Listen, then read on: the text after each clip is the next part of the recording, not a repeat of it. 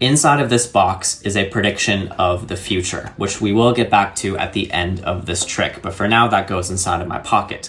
So if I had a spectator with me, I would ask them to cut a very small pile of cards off the top, preferably less than 10 cards would be great, but they can truly cut wherever they want. Let's say they cut right about here, set that off to the side. So now with the top 12 cards, I'm actually going to create a clock formation on the table, and we'll do this from your point of view. So we'll start with 12 on the top here.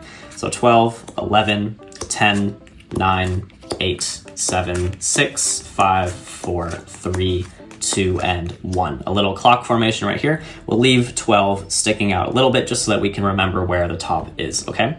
So now we're gonna take a look at the pile that you just cut. Remember, you could have cut any amount that you wanted, but this is the amount you cut. We're gonna count how many you have. So 1, 2, 3, 4, 5, 6 exactly. You could have cut 7, you could have cut 8, but you cut 6 exactly. That means we're gonna look at the hour number 6. So this is 12, 1, 2, 3, 4, 5, 6 right over here. This is hour number 6, and this card is the 2 of hearts. As you can see, you could have done 12, 1, 2, 3, 4, 5. This was 6, but 7, 8, 9, 10, and 11 were all viable options, but the 6 was the one that you chose over here.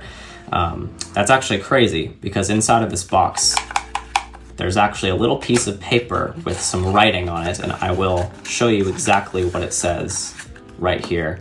If I unfold it, you will read the 2 of hearts. This trick is extremely easy to do because it's entirely self-working.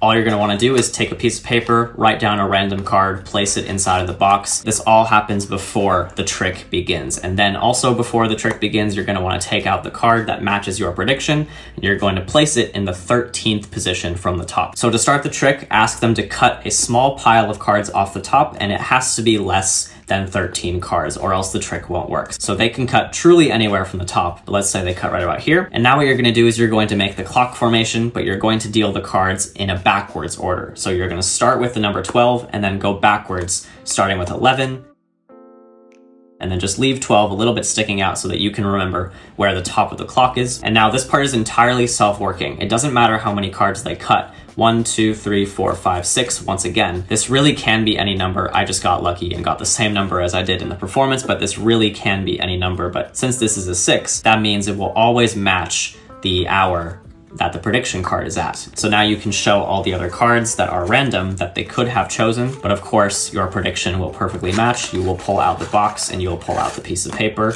and show that the prediction perfectly matches.